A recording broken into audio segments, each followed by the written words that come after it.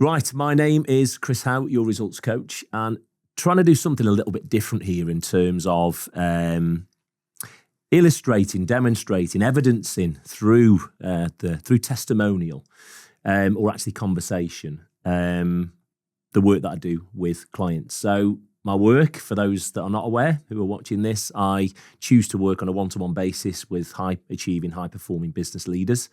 Areas that I work on, alcohol is I would class that as a micro niche, maybe not something we're going to touch on too much today. But if you follow my work, you'll see that that's actually an area that I do and can help people with. In addition to that, it's also lifestyle, mindset and business. Ultimately, my aim is to work with an individual business leader, looking at how they can excel and improve and become a high performer in life, but also making sure that the energy that's created and the improvement that's created has an impact on business, and we can see that through business performance, whatever that looks like. That doesn't mean it needs to be a £100 million turnover business. That could actually be a business that fits their lifestyle, their goals, their ambitions and their desires. Everything I do is about my clients' results, and that's the reason why I'm here today. So I hope you enjoy what we're about to record. I hope it's informative. I think it will be, to be honest.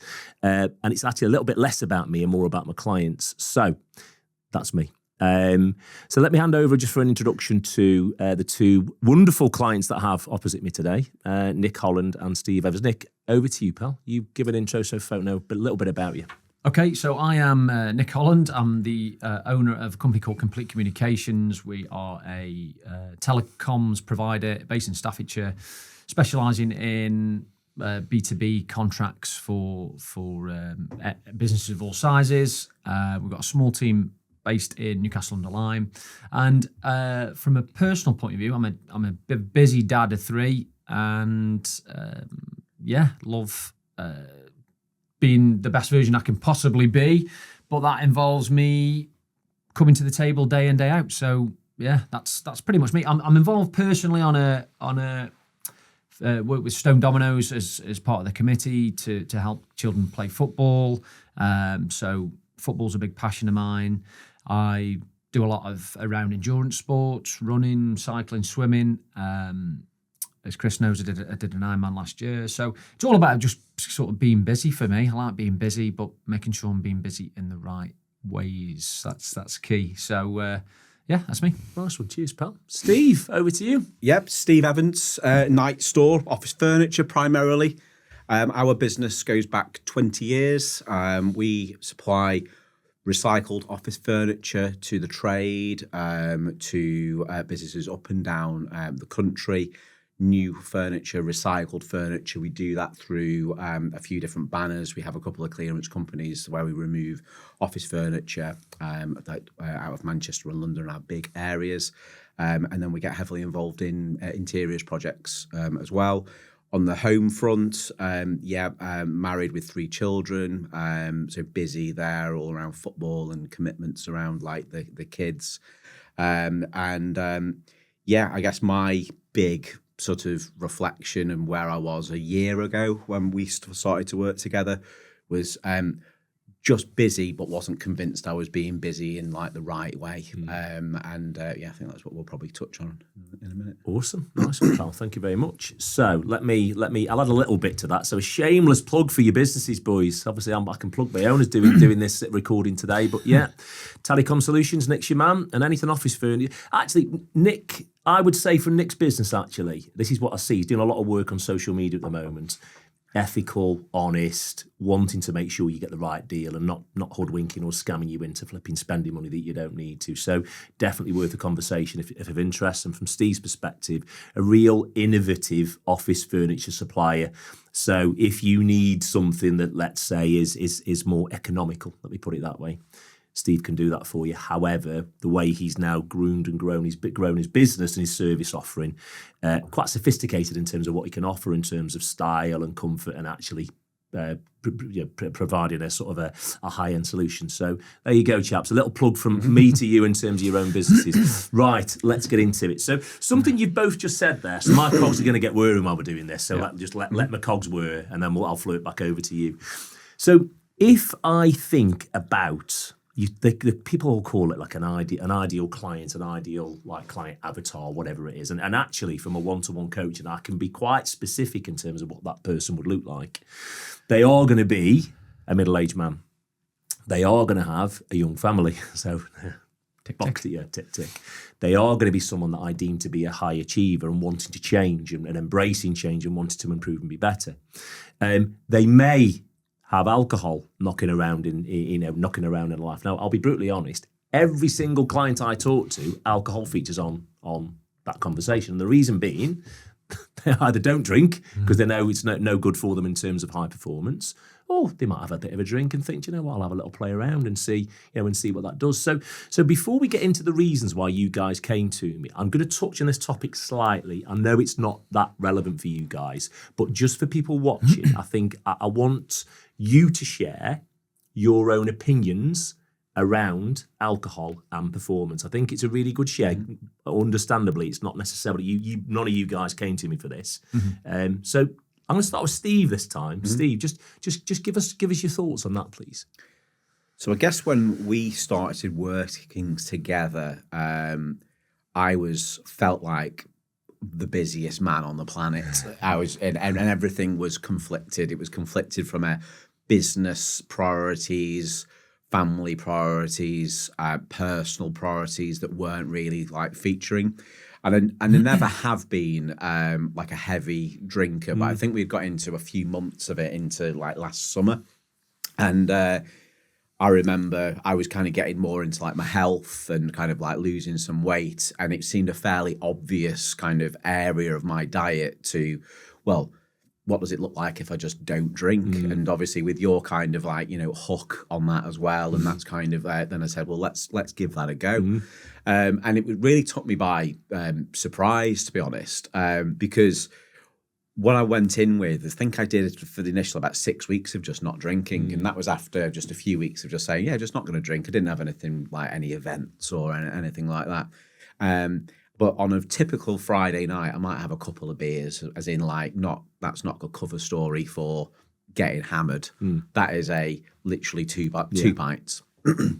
And what happened is over that 6 week period, I realised on the Saturday morning when I'm getting up with like my 100 jobs that we need to do on the house renovation or get the kids to here or need to pick up on some work that I didn't get to in the week, is that on some level, those couple of pints do register. And that really took me by surprise because I just didn't ever like give it that at all. And as time kind of progressed, I think with like the alcohol and it just become now, we were on holiday, say last week, where we drank most evenings, I think, like last week. It was never going to be complete abstinence from my perspective. But what really like surprised me is actually those couple of beers, maybe even if you're a midweek drinker, if you just have a couple of beers on the midweek, and it's, I think people like say, oh, I can have 2 or 3 beers and I feel absolutely fine the morning after. Once you have a period of actually not doing it, you realise that on some level it does actually affect you. And with all of the productivity, the busyness and the plans that we're pulling together as far as from business and family and health perspective, it just felt like slightly counterintuitive just to carry on as I was before. So whilst drinking wasn't really ever kind of a talking point in my life before we started working together, I think it was pretty, it has changed even now, where I would probably say in the last 5 or 6 months, I've probably drank on maybe 4 or 5 occasions and don't, just alcohol drinking at home isn't a thing, whereas I might have had a couple of glasses of wine on a Sunday. And that's just a personal choice because I just felt like there is a benefit there and actually there are alternatives. Yeah, that's probably where I love that, mate. I love that. And I think obviously you're right. So the people that I either work with or at least I speak to regarding alcohol, you weren't a big drinker at all, No. So it wasn't. But what was, I thought this was amazing is that you didn't come to me for this, but actually we're prepared to have a little look at it, and we're sort of almost quite curious about what could it look like. And as you've just explained there, and I think this is really important for people watching this. The drum that I bang when I'm marketing my business is, for some people, sobriety and not drinking alcohol ever again is actually a necessity. The people that I choose to work with are probably more of what you class as more of a mid-lane, grey lane, grey area drinker, whatever term you want to give it. And that would be what I was like over a decade ago. So regularly drinking, not necessarily realising it's affecting performance, not actually quite uneducated in terms of actually the detrimental effect that too much alcohol can have to your body. And the work that we've done there, Steve, I think, and I hear that, and I just go back to the sessions that we were doing together. Yeah. And I think that what stands out is that where we've got to, and this is what I always try to do with my clients, is to get to a point that you can make a conscious decision and a conscious choice about whether or not alcohol's going to be around or not. And I remember you were going to I hope you don't mind me talking about this, it's not super sensitive. So you were going to a family event, and I don't know whether you might have cancelled the event or when you went you didn't drink. And the first thing you were thinking was it was probably going to be a bit of a boozy affair.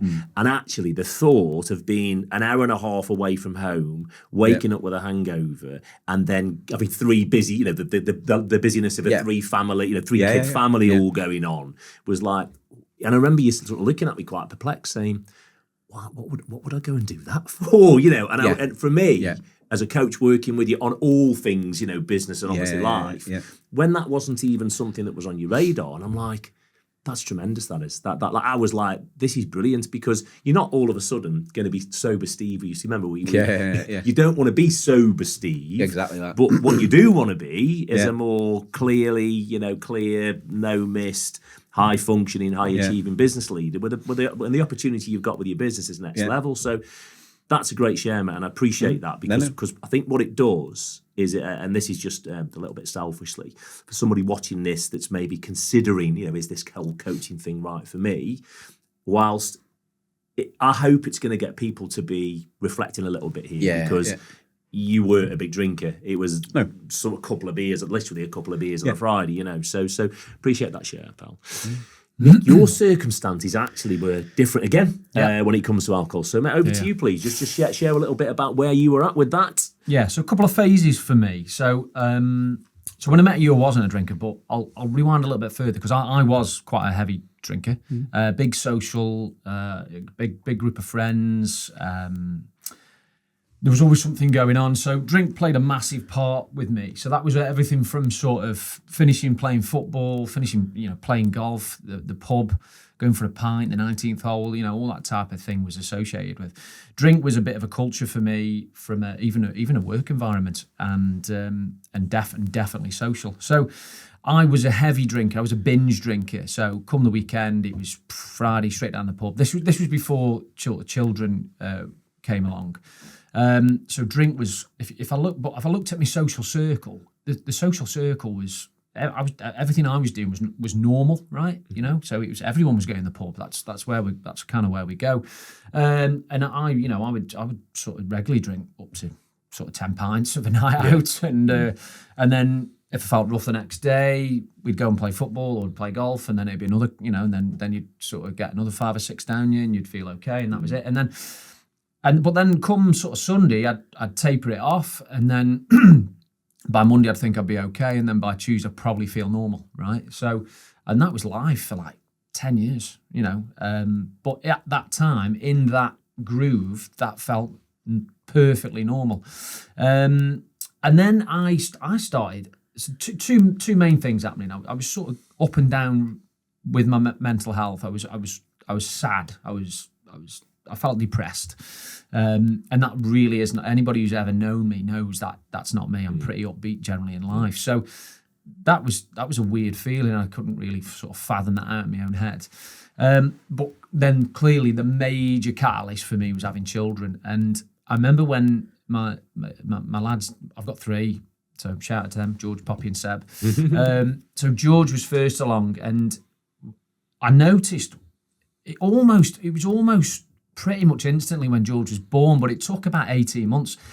And I think this is an important time for me, because when your children are 1, I think, don't get me wrong, I know dads have new dads have got it tough just as much as new mums, but I think we get a better end of the deal, because realistically children when they're 1, they don't really do a lot, do they? You just carry them around. They poop and they feed, and you, depending on how that's happening, it's kind of a lot of that's on mum. It was only when he got to about 18 months and he started getting on his feet, he started moving around. Things were happening in life. You were taking him to places, doing stuff like that, and I was like, I didn't want to wake up on a Sunday morning with an heavy head. So I literally. Big shout out to a big friend of mine, a chap by the name of Dan Willie, who's just a mate, and he said, "Look, I'm going to give this no drink for it, have a go." And we started that, and that was sort of about 6 years ago. And I was kind of completely teetotal for sort of 3-4 years, and after about 9 months of being sober. I kind of had these mad revelations as what have I been doing? Like, what have I been doing for the last 10 years, drinking to the levels of drink? And by the way, this is not a shout out to say, oh, no, alcohol's the devil, you don't drink. I drink now. I drink, but it's completely on my terms. It's completely when I want to. And 99.9% of the time, it's just that I just don't want to. And if I do have a drink now, it's nowhere near the levels that it has to be.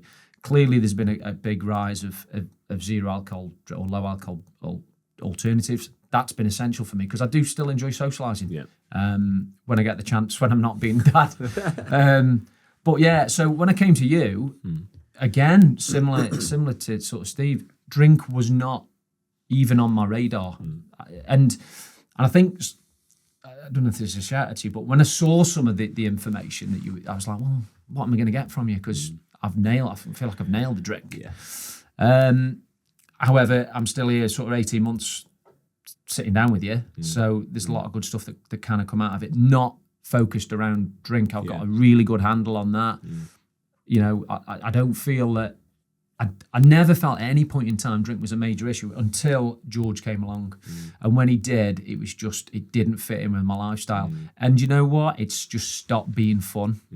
That was the big message that I got for a long period of time. It just stopped being fun. The drink at the time was okay, but then the fallout after that was just not fun. And yeah, I wanted to make a change, and I did it. So I'm pretty proud of that.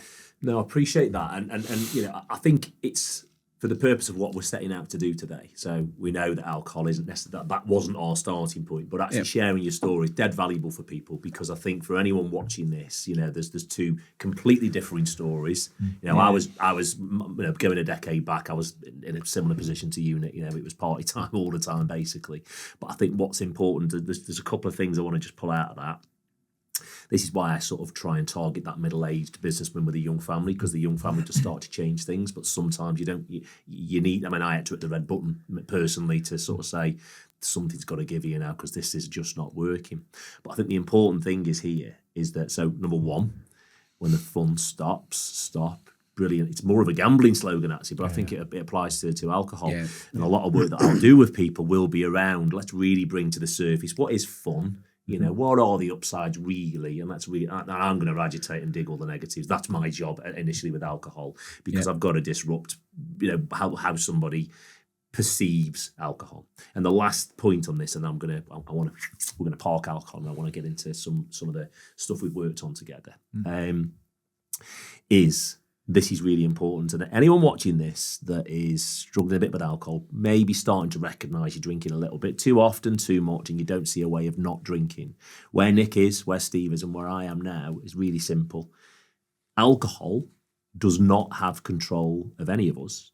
We are the ones that are in control of alcohol. And that is a really important thing. And it's a real significant mind shift change. And think about this. If you're a high-performing, high-achieving businessman, and I'm targeting men right now during this conversation, is that why are you letting a liquid or a fluid actually get the better of you? Because that's actually what you're doing. And that's how I look at it now, thinking, how can I let something like in a glass dictate my life and dictate how I feel and drain me of energy and not allow me to be at my best for my family and for my business and for my clients?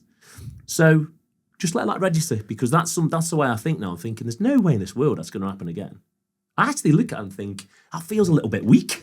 That feels a bit weak to let alcohol get the better of me. And that's not going to happen anymore. So doesn't mean it has to be 100% sobriety at all. However, final point, for some people, that is the right answer. That's all I'm going to say. Right, chaps. Appreciate that. I wanted to end it on a little bit of a note like that because I think it's really important. So good on you. Good on you for just so alcohol. We'll flip that out of the way now. So that's done and dusted because I want to get into some chunkier stuff. So what I want to start thinking about now, we sort of really map out the whole journey of our working time together so far. Yep. So I'm going to start with Nick on this one now because I started on you last time. So I'm going to start on Nick. So. What I want to understand and at least share, you didn't come to me, you came to me in a place 4.5 years sober, whatever it was at the time, you done and dusted. But you came to me for a different reason. And you just alluded when you just mentioned there that you were sort of looking and thinking, well, hang on a minute, he bangs on about alcohol quite a lot, which I do. What am I going to get from him? Yeah. So let's start from that point. Yeah. So why did we end up working together? What just bridged that gap? I think it's a hard gap to understand. So I saw you on LinkedIn, saw a video from you on LinkedIn, and so I'd gone through a load of transformational things in my life, and I am really proud of the drink. I am. But what happened is, and I liken it to a sort of a domino effect, right? People talk about it, but the drink was the start. I know we said we were going to part drink, but it's kind of my starting block. I'm sorry I keep going on about it. But the drinks was a catalyst for me, and it was the domino effect for me. So what happened with drink was I removed drink. Now I removed the drink, but then that gave me a load of time. Yeah. It gave me a load of energy, a lot more energy. I was sleeping better, all the benefits of not drinking, okay? But then I had to replace it with other stuff, right? So because I'm a busy, go-getty type of person. And the first thing that I replaced it with was exercise. So I went and started to run, do a bit more running. I was always a good swimmer as a kid. And then that fell into like triathlon. So I was doing a lot of exercise. And as a result, I got then injured, went out of physio with someone, and he said, "Oh, who's coaching you?" And I was like, "I'm not." My opening gambit to that was, "I'm not that good."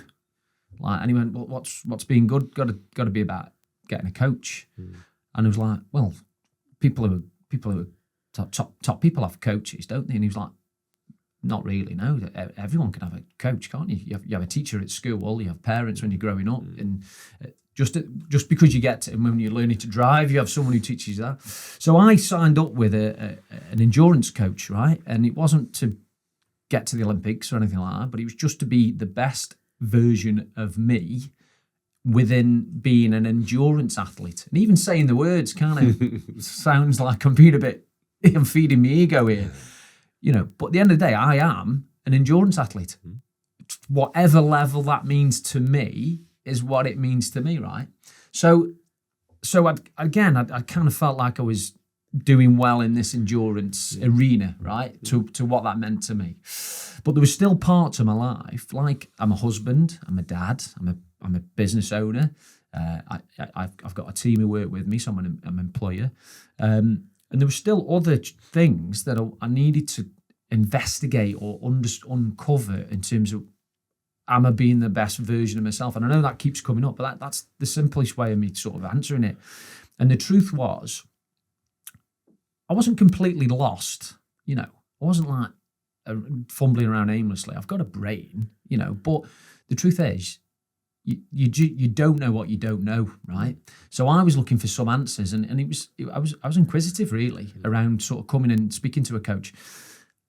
A friend of mine again had spoken about values and things like that, and I didn't have a clue what mine were. So I always think if you're trying to get from A to B in a map, if you kind of know the route that you're trying to follow, there could be alternative routes there, by the way. But if you don't know where you're going, you've got no chance of getting there, have you? So it spoke to me quite well. When I saw your videos, I was a bit like, okay, I get that. I'd like just to maybe even have just a chat. And that's really where it started with me. So that was it. A big shout out to your accent. I'm gonna say. I know. Well, you said something else about the video, so let's see if you say it now. If not, I'll remind you. It's stuck with me. When I heard you speak, so I'm a Stokey, well, Newcastle Underline, but There's a difference, everybody. Yeah. Everybody knows, but I'm a fan of the area. Love the area, love Staffordshire. So when I heard you speak, I was just like, boom. It just hit me. Now, I know that's not going to resonate with everybody across the UK, but for me, I like normal, real people. And all this, Instagram, and this might go on Instagram, so sorry, but, the fakeness around people, it doesn't wash with me. Yeah. I need to know that I'm dealing with somebody who's maybe even walked where I've walked, gone where I've gone, done what I've done. So that's kind of what attracted me to you. And then realistically, and this might come as a bit of a question later, but then the work you do, I'm not going to go into it just yet, but then you're sort of getting a lot of golden stuff from it. So that's what attracted me to you. Have I said what you wanted me to say or not?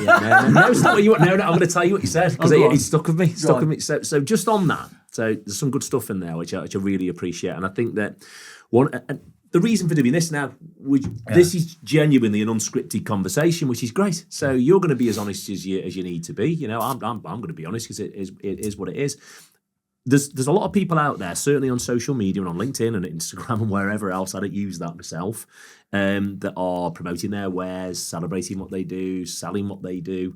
And I think there is quite a bit of bullshit out there, to be honest with you, a lot of bravado and a lot of fake stuff that isn't really right. So whilst we're doing a professional recording today, I've done other professional recorded videos to sort of pitch my message in short form and blah, blah, blah. But my favourite form of content is just me and my mobile phone with no subtitles, up to 2 minutes, just chat to the phone, whether I'm walking, whether I'm in my house or whatever. And there's a reason for it. There's a real reason. I do prefer to talk and engage in conversation and listen rather than read and write. I can read and write, but that's just my preferred communication style. And I think that it allows people to get to know you. Now, something you said from a video is when I first met you, because we went to that networking event, was when you were watching me videos, because I do this, I always scratch my nose and pull my chin and stuff like that. Yeah. We should count it. How many times you do it, dear? I'm trying my best to keep my hands down on this now. You do. But that was something you said. Now it's really interesting, isn't it? And again, I think this is important to talk about, because I'm gonna, as part of people, if anyone's watching this, whilst this is an opportunity to promote the work that I do with good people, equally, you might watch this and think, Chris just ain't for me. And that's dead fine, because the relationship with a coach is going to fall flat on its face if actually you don't see some connection with the coach. And equally for me, I don't see a connection with a potential client, Yeah. So it's a really, really good quality point. Now, the language thing, again, obviously, we both talk similar because I'm obviously a Stokey bloke. But for some people, that's going to put them off, and that's just dead okay, isn't it? And I guess that's why some top sports stars change their coaches, don't they? They have one, they go down the route, and then they have a different direction. So,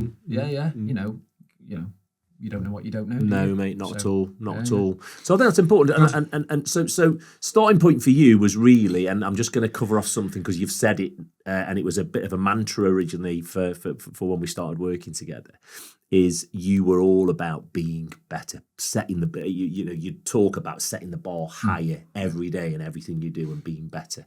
So I think if I was going to talk about what did I see from the starting point with you, be better. That was, we laughed about it a little bit as well, didn't we? That was your mantra, that was your thing. And again, purpose.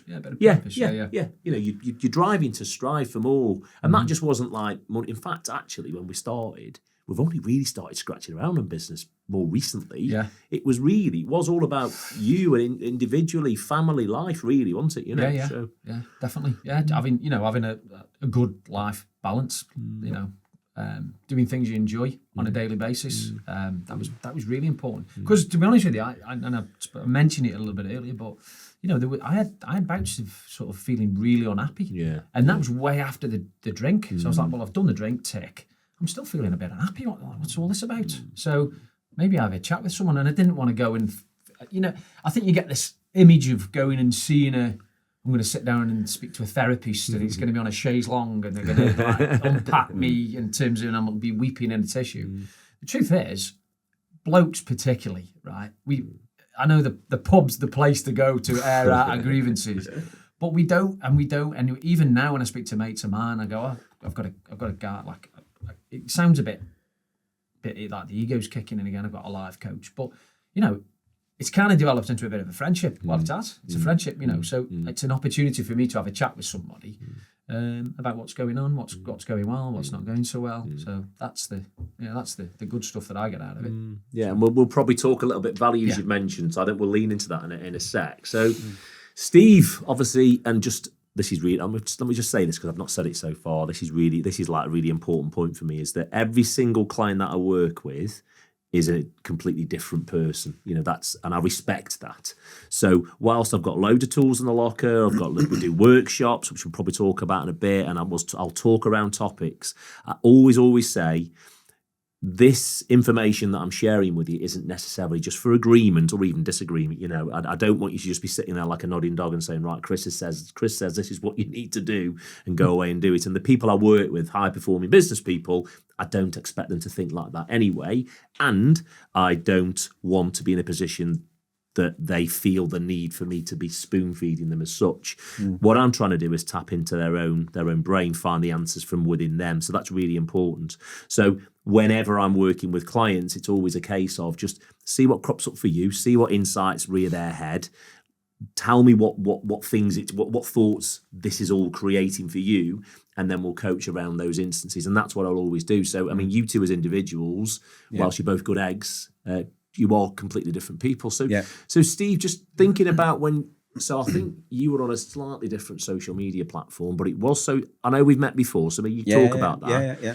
And maybe that'll come out in part of what you're going to say now. But yeah, just reason for you and I sort of, commencing a working relationship together. Yeah, so I think from my perspective, before the night store era that we're very much in at the moment, I worked for what I would consider to be some of the best businesses in the world, bar none. Latterly, kind of Mars and the PZ Cousins kind of like piece. And I think that like what happens in those businesses was very heavily supported. And actually, you don't really realise how supported you are until you are the business owner. And when it's the business owner, it felt initially, even before we kind of like bought the business at Night Store, what was 2 years ago on Monday, felt quite lonely. In terms of I had coaches and mentors, line managers, my team that I could be bouncing around all of the time. Lots of advice, lots of corridor chats, and kind of all of that all of the time. But there was no corridors, there was no one to chat to, there was no line manager, there's no coaches, there's no mentors. So it felt quite lonely. I think on top of that is that we're a really like ambitious company, and whilst we've been established for almost 20 years, it feels like a very young, up and coming business.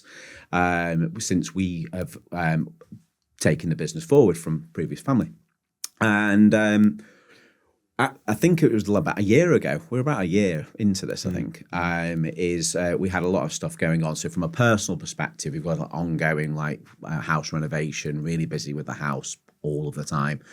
3 young children, whether that's kind of like dancing, whether that's like football, whether that's kind of trying to get kids to somewhere for 5 o'clock in midweek, and all of those kind of like everybody has. Then I had this like really demanding business and really what I consider to be like important clients and new clients and projects. And I think that like what really broke it for me is that I remember I was on a project up in the Northeast, massive project for us, and it was all going well, but it was an absolute shift. And I was getting myself, felt like I needed to be there, felt like I needed to be tending to 100 other kind of projects and clients that we were like dealing with, not with my family. And I was just having this battle in my mind, is that everything felt conflicted. And everything was feeling conflicted, and what I was starting to notice about 12 months ago is that I wasn't being as good as what I thought I could be. So even if that was like a piece of DIY as part of like the renovation at home that I was maybe trying to get off my list at the weekend, it wasn't being done with the consideration, the time, the care than what it maybe could and should have done. The business proposal that I was pulling together, I was feeling, was that a bit rushed? Have I given that enough time? Have I thought about that, enough? Maybe key issues within the business plan or whatever that might be. At home, am I being the best husband that I can be? Am I being the best father that I can be? I've not got the lad to training on the Wednesday night because I've been kept at a customer meeting, whatever that might be. So everything was starting to feel quite jarred and quite conflicting. And I think that was at the point where I was up in the northeast and I saw we knew each other kind of, well, through a friend of a friend many years ago. So I kind of knew, and I can't recall whether or not we were friends on Facebook or not, but I saw something on Facebook as it was, and I think I was having one of those moments, and like how I was typically feeling, I think at the time when I reached out to you, was that my head was quite rushed. Everything was feeling rushed, and I was kind of had these 100 priorities. Everything was screaming at me. And that's when I reached out to say, could we have a bit of a chat? Because I think you were talking about like performance ultimately.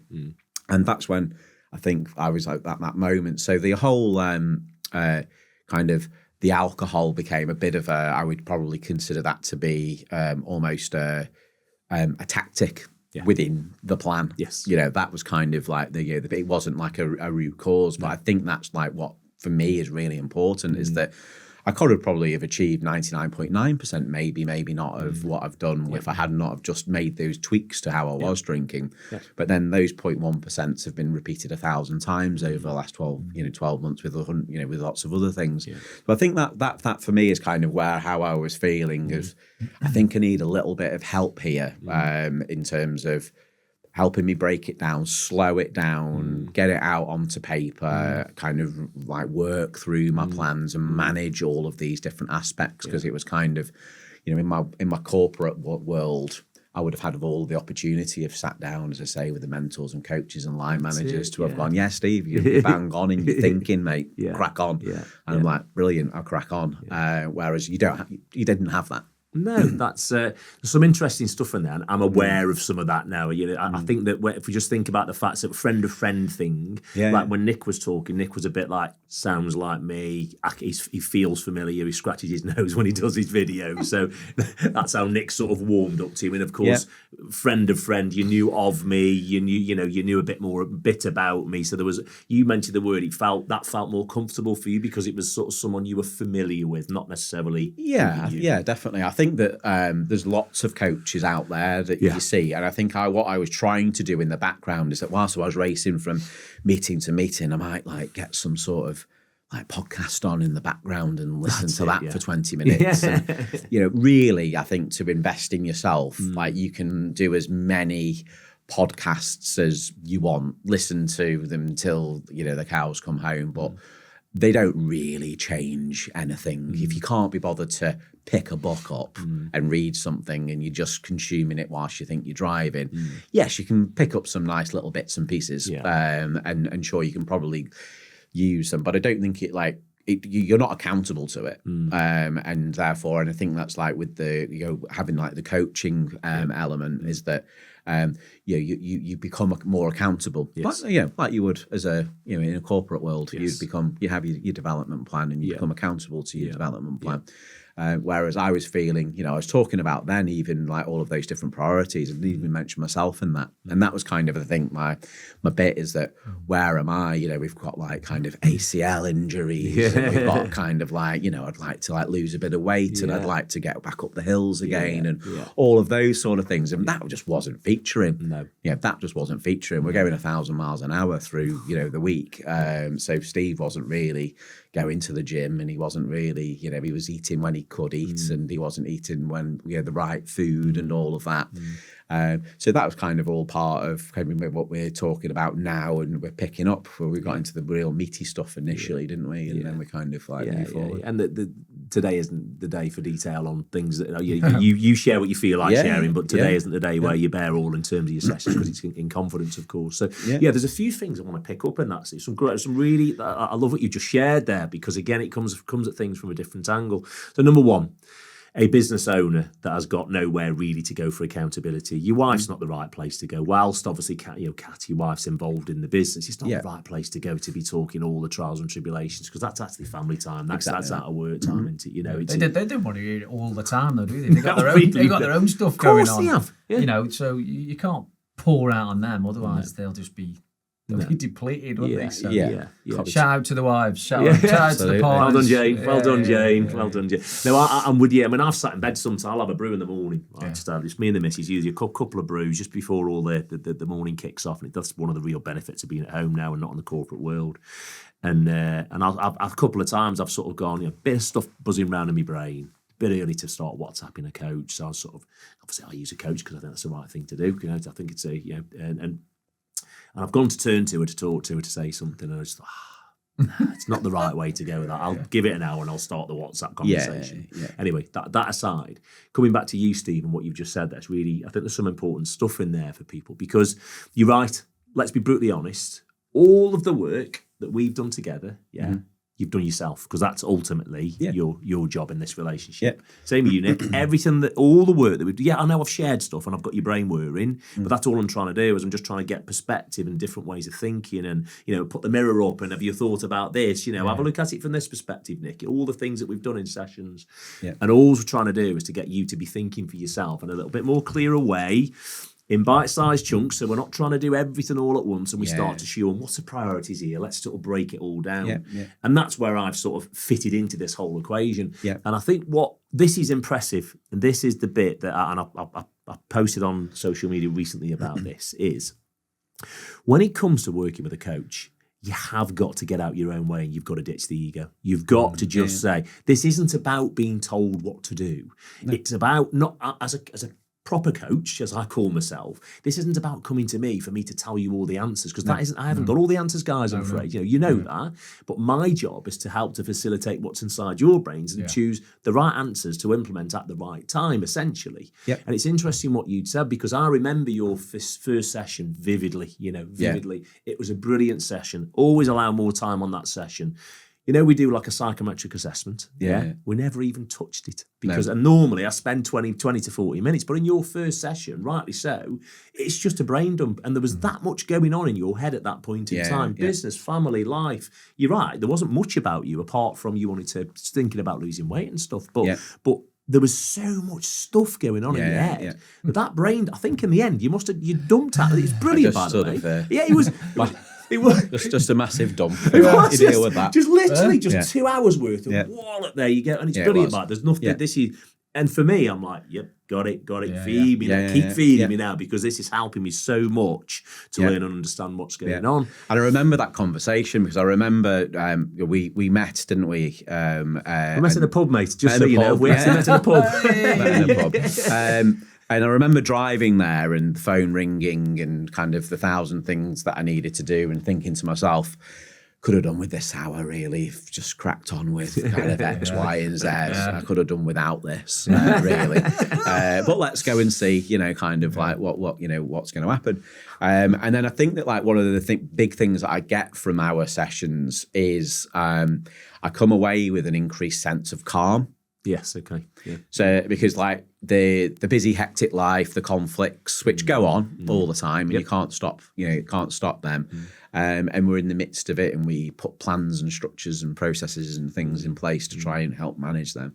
But each time I leave, I kind of get that sense of calm, because we kind of would talk about whatever that is that we're talking about, and we come away with a plan in my mind and on paper in terms of, right, okay, this is what we're going to do about the X, Y, and Z.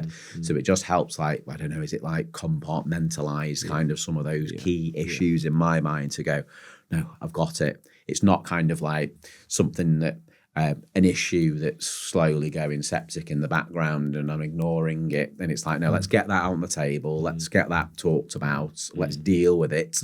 And then I guess you give me that added element of like accountability to actually go away. And when we do a session in a couple of weeks' time, I'm coming back with, hopefully, dealt with that. Yeah, well, that's a topical one. I won't no detail, but that's a topical one, isn't it? We just quite recently, we've had a couple of sessions where there's been something that's been playing in your mind a little bit, needs action in, and it's taken a little bit of time to get it done. But I've always revisited, Steve, where are we up to with this particular point? We dig into it again. So it's almost like without, I'm not here to micromanage my clients at all. But I think, I think having someone that's just going to push and prod a little bit in terms of let's not say we're going to do something and not do it. It's just that accountability. I guess it's like with having a coach. It's like if you've got an endurance coach, then it's like, did you get out and do your 100 miles in 4 days or whatever or not?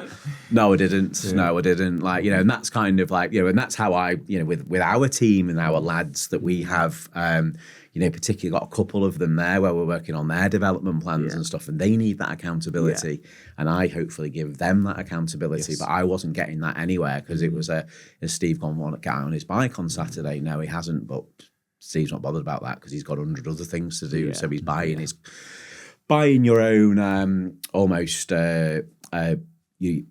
comfort back. Oh, I didn't do that because I'm busy. I'm a busy man. I'm a busy man, so these things aren't going to happen, are they?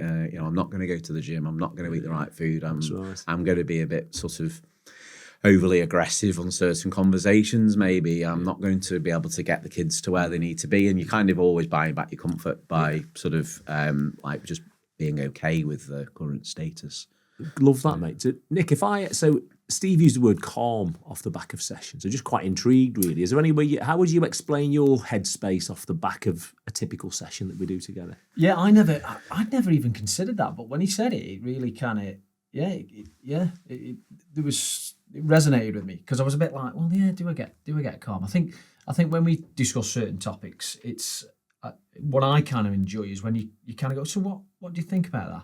I think that's like one of your lines that you kind of use, and I'm like, and it's even when you started saying the two words, I'm like, I know, I've already got the answer. I know where I'm at. So it's kind of getting into the mind space. I think it's a strange feeling really when I finish my session. I actually feel, there's an element of calmness, but I actually feel a little bit pumped. Yeah. I actually feel a little bit pumped when I come away. I'm a bit like, bloody hell, I needed that. I think we keep going on about how busy we are. Everyone's busy, aren't they? Everyone's got stuff going on in their lives, whether they're whatever type of person you are and what you're doing, whether you work for someone, whether you got your own business. Life's busy. Life's tough, isn't it? And just having that opportunity for it to be about me. Yeah. That was like winning. Kid. I mean, we talk about. I mean, the big thing for me is my connections in life. They're one of my top 3 priorities, right? So that's the connections that are important to me. So clearly, wife, children, people in my team, they're number one. And just having that focus actually about me being the most important in that environment, that conversation, and how it affects me. But then also as well, flipping that narrative and going, well, okay, that's just about you and that's how you've reacted. But what about the people who you are talking to and working with and dealing with? And that can be children, partner, you spend the most time with a lot of time with your partners. So I get a little bit pumped up from our meetings and because it's different, isn't it? I work in an office a lot of the time. I do a lot of networking as well, but my environment's pretty set. So actually being able to get out, we've done sessions where we've done everything, haven't we? Because I'm quite active. I know you're getting that way as well. But we did one. We've done walking. Yeah. We've done walking in the woods, but we've done a run. Yeah. Done a run, done a walk, done all sorts. Yeah. But do you know what? Getting outside, I think, is quite helpful sometimes for creating thinking. So I think it's a good thing. I think I did more talking on the run than you did, though, mate. Yeah, agreed. Just for the record, I don't badge myself up as a flipping endurance man, but he's got me signed up for a marathon this year. So I'm doing a marathon later this year, which will be interesting. Good. Yeah. So, just on some of the points you've just said, and I just want to overlay something there. So I talked earlier about just shifting your ego out of the way in a sense of, if someone's considering, well, could have worked with a coach, but their immediate reaction is, well, I ain't being told what to do. I've had calls with people, and he was sort of, I don't like the idea of having a coach. Or why is that? I just don't like the idea of it. He was squirming like this on the court. I don't like the idea of people telling me what to do. So, well, that's not what I do. No. That's not how it works. But so first and foremost, you've just got to get out your own way and recognise that this is actually about you, which is what you've just said. Yeah. Because that time, that one-to-one time, I pitch a high-ticket flipping personal coaching solution to people for high-achieving business leaders. Yeah. But ultimately, that time, it is all about you. That's it. So actually, remove the ego and accept that actually working with a coach could be beneficial for me. Yeah. But then you can bring your ego back in the room, because when we're together, it is genuinely all about you, which I thought was a really good point you just raised there. Massive. Look. Every top I mean, we've spoken about keeping fit. Sport's a massive part of me. I love sport, right? It's a massive interest.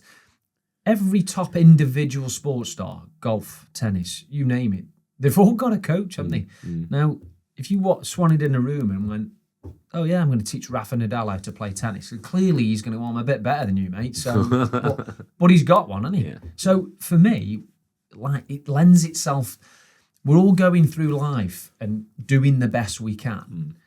So mine was, and I guess from your point of view, there'll be a lot of people who'll go, I can't afford it, can't afford it. Money's always in, you know. So simply, I put in my head, I said, well, can I afford not to? Because what I don't know is, can I be better at business? So from a financial point of view, that's a linear equation, right?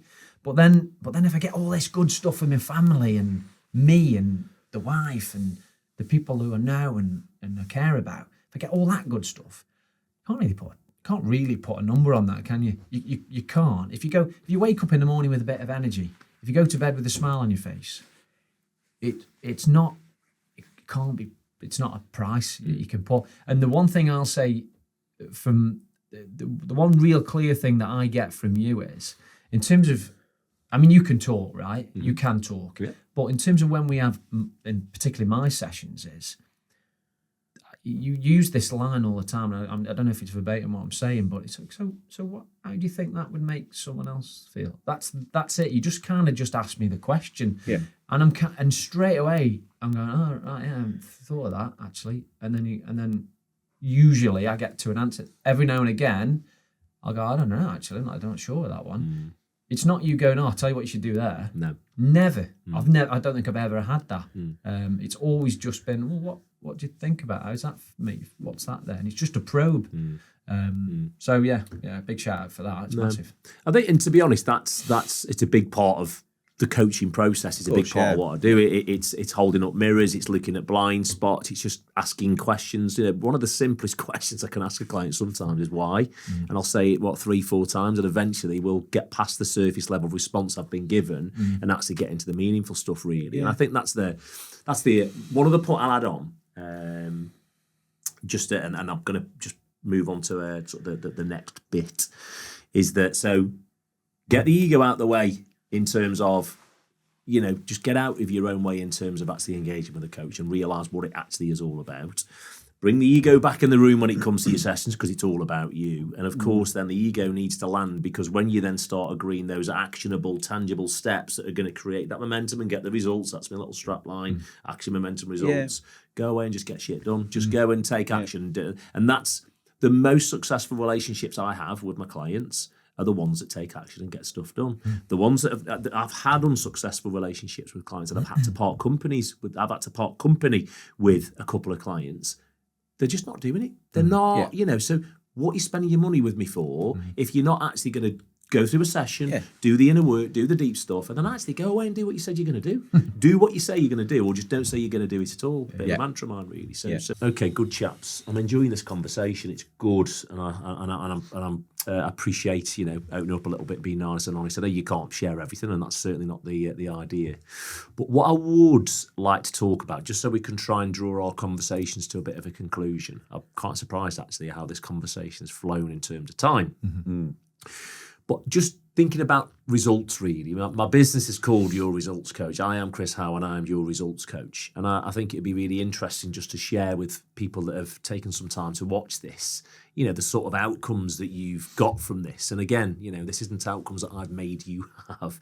These are your outcomes. These are what the results that you've got, but from the whole coaching process. So I'd just be really interested for you to share some of that, and then we can maybe draw things to a natural conclusion. So who wants to start? You want me to go? Steve, yeah. Okay. I think so. To start from a family perspective, and personal, I suppose there is that I've massively supported by my wife. She's kind of like said when I've come up with these plans, she's like, "That's what we've been talking about." I was like, "Well, that's kind of the point." Yeah. Whereas I think she's been like expecting like Chris to have like guided us on what the right office furniture and interior strategy is, or whatever, or the right strategy around a client. It's like, no, this is kind of what this is that it is in here, but it's allowing me that space to be able to get it out there. So I think from a family perspective, dedicating like the time and not rushing. So if that's like with our renovation that we're doing, if I'm doing it, is that I'm planning in advance to make sure that I've got the time and I'm not just doing it like 20 minutes before I know I need to run out and take the boy to football, and that we're planning it properly. Whereas before it was kind of like, could I get that cracked off before I do that? Because this afternoon, so so I think from a family perspective, there's been like great benefits in terms of that. But I think also from a personal and family perspective is that it makes me feel quite liberated when I make those decisions. So if I go and see, say, if I'm at the gym or the PT sessions that I've done, is that before I'd feel like, well, I'm actually shortchanging the business in some way, and like, you shouldn't be doing this, Steve. Like, your competition are out there seeing clients, and you're just sort of like, like on a treadmill, like, get out of it. Or I'm a beekeeper, which is a bit of a weird one, but I'm keeping my bees. So if I'm cracking off, You're a beekeeper. I'm a beekeeper. No So if I'm so they're demanding spring and summer. It's demanding. Me and my friend Dave, we are chief swarm catchers. Dave and Steve, the Dave and beekeepers. Steve, the beekeepers. Steve and Dave. And when I'm doing that, and I'm running out of the business at 2:00 on a Friday afternoon to go and see the bees before I get stuck into the weekend, it makes me feel quite empowered that I'm making these decisions, and I knew that it was coming. I've communicated it. I planned it, and I'm not feeling now that I'm just skiving, and in the back of my mind, I'm like, what are you doing? You need to be getting stuck into X, Y, and Z, and you haven't done that, and all of the negative talk, so that's definitely like kind of one, a big benefit. I think the support of being able to formulate the business plans and the client plans and what have you, and talking through, like, we have done some of like the intricacies and like the negotiations and things. And again, I know we have like taking the coach's hats off kind of occasionally, but a lot of it comes kind of just a little bit of a bouncing this one at you, and it's a kind of, and I think I've said one or two things before, and you just like, oh, that sounds a bit weird. Talk to me about that, and then I've actually gone, yeah, that is, I'm not on the right thinking there, am I? And it's kind of made me go away and like finesse kind of like what my thinking on the topic is. So I think for the business, I guess results wise, good year, big clients onboarding, that's like that's massive. Really good client base. The team that we've spoken a lot about, kind of completely kind of, day and night versus like where we were a year or two ago. So we're really happy with that. They're happy. So I think like the business has benefited. The family work, feeling good about being able to manage that conflict, and then lost about 12 kilos, something like that. So a bit of like weight loss, feel a bit better about that. Got no ambitions to be an endurance athlete or anything, but I just want to feel a bit lighter on my feet. That was it. So that was kind of it. So there's definitely like results, and I think we're kind of like getting into probably still kind of building the plans and developing, moving those results on. But there's about like that momentum. And I think we were just chatting when we were offline a second ago. It was that, the alcohol is just such an easy one. Yeah. Because that, if you think about it, is that I want to do all of these 100 things like through the week, and I've got something that's like giving me a bit of a headwind, and it might be you go to a hotel the night before a client meeting or a project or whatever it might be, have a couple of pints, kind of the night before. Absolutely, everyone would say doesn't affect me at all, but a couple of pints of Peroni the night before, like it affects you on some level the morning after, versus non-alcohol or a couple of glasses of water or whatever. It does. I don't care who you are. It does. And so therefore, that more when you've made that decision, you come out the day after, you're feeling a bit brighter about yourself. You're feeling sharper. It just bolsters your confidence that this is as good as I'm going to feel, and it's not convincing yourself. So I think there's been like multitude of results, definitely. Yeah, that's interesting. I like what you just said there, actually. About so just for the record, 85-90% of my work is pure coaching, but there are going to be times, as you've said, where I will say to you, I'm going to take the coach's hat off for a second, and I just want to give you some feedback with your permission. Yes. Which is what I'll do. And I know you've picked me up on this before, only because sometimes, there's I just want to share. Let me share some thoughts. Let me just share what I've heard. Yeah.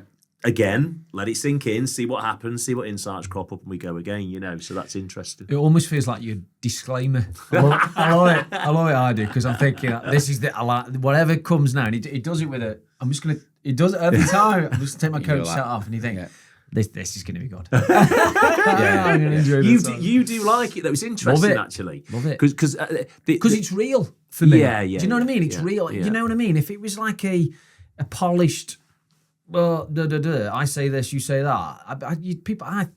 Especially when you're working with someone so closely, you see through it, right? So when you go, look, I'm just going to take my coach's hat off and say something that you think, you might not be supposed to be saying this. It's real, isn't it? Yeah, it's a disclaimer in the coaching world, because as a coach, that's not what the job is. But I think it's important, with the client's permission, I know you've both done it, is if I just say it as it is, I'm not telling you that's what you need to do, but let me just tell you, I've got some thoughts.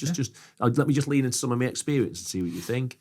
And Steve, just top and tailing what you said about you. So the coach's hat thing, I wanted to pick up on that because that's quite important.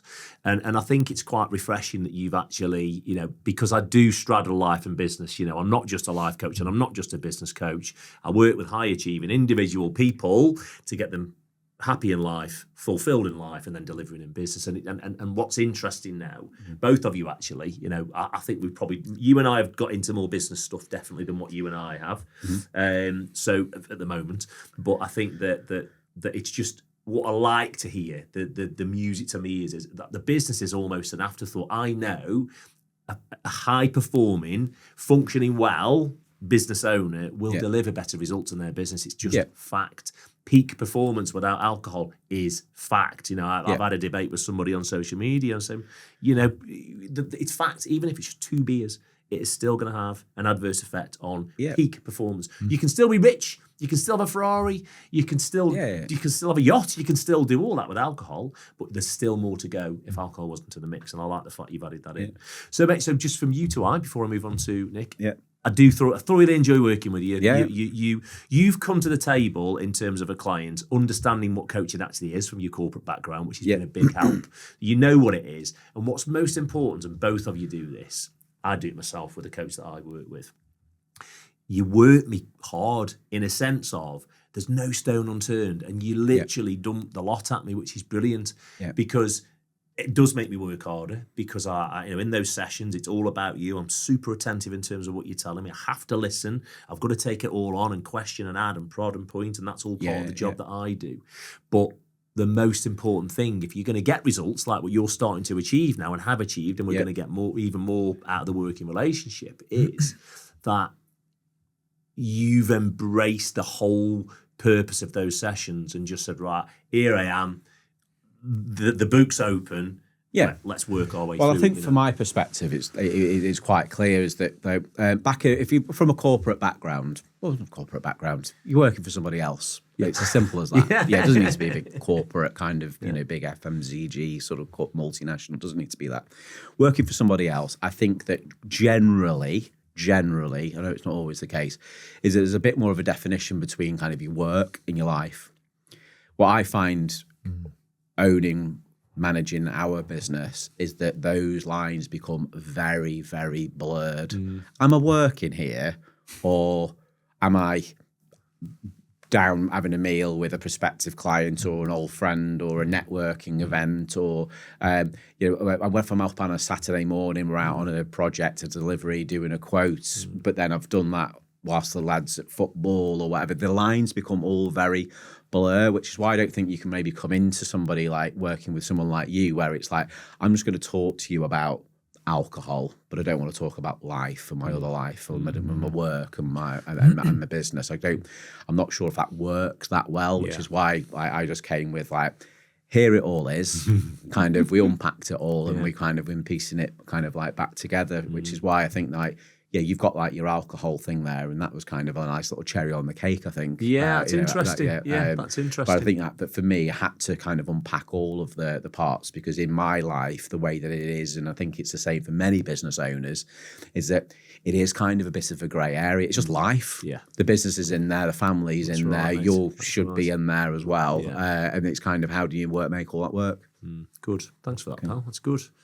Nick, we're gonna so for you, results. What are the outcomes? Where your results again? As I keep saying, this isn't about me. This is about the results that we facilitated for you together. So, what would you say? So I'm going to start initially with, the biggest concern I had with working with you was, what am I going to get out of it? Because I felt like I'd had a massive tick on the alcohol, massive tick on the endurance training and this, that, the other. Work seemed fine, life seemed fine. And so that was the biggest thing. But that's actually kind of why I'm kind of glad Steve went first. But once you start unpacking it, you're like, oh, God, yeah. So the first thing I came to you with was, I kind of want to know what my North Star is. I kind of want to know what I'm doing day to day, if it's heading me in the right direction. What are they? And I remember I kept banging the drum with you about my value, what are my values and what my values. And I think it took us to like session 3-4 before we even got into that.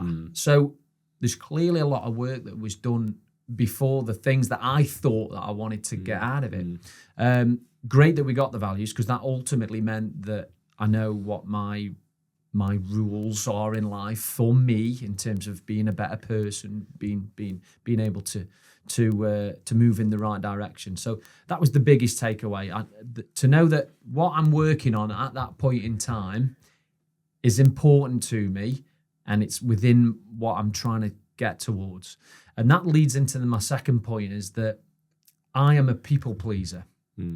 I am a yes man. I'll do that. I can do.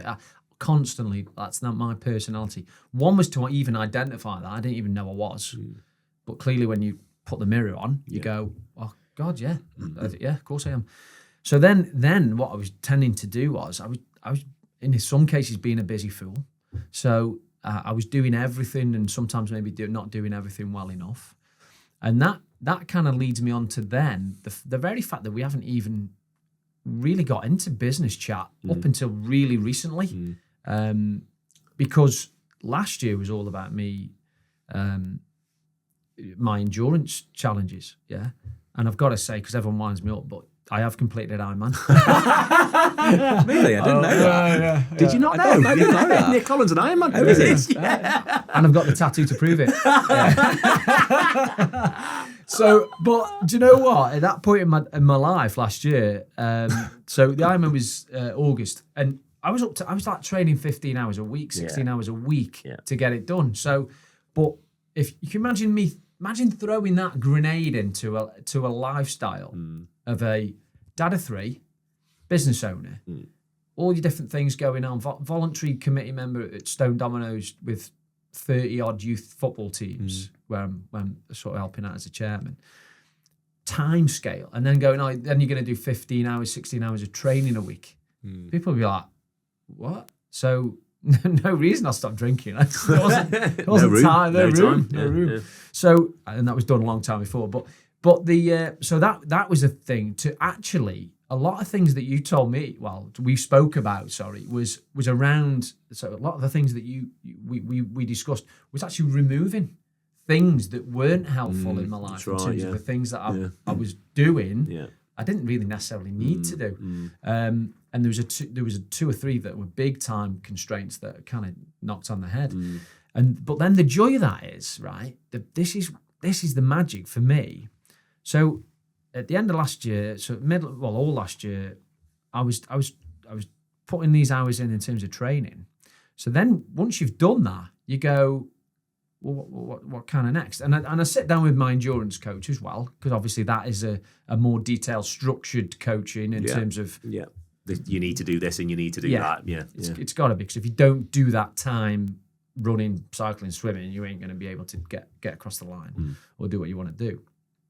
But then that gives you so much time back, because then you go, well, I'm not going to be training 16 hours a week, because maybe family life needed to take a little dip. So now you kind of look at those values, those areas that are important to me, and go, well, that cup needs to be filled up a little bit more now, because the Ironman, the endurance one's been smashed.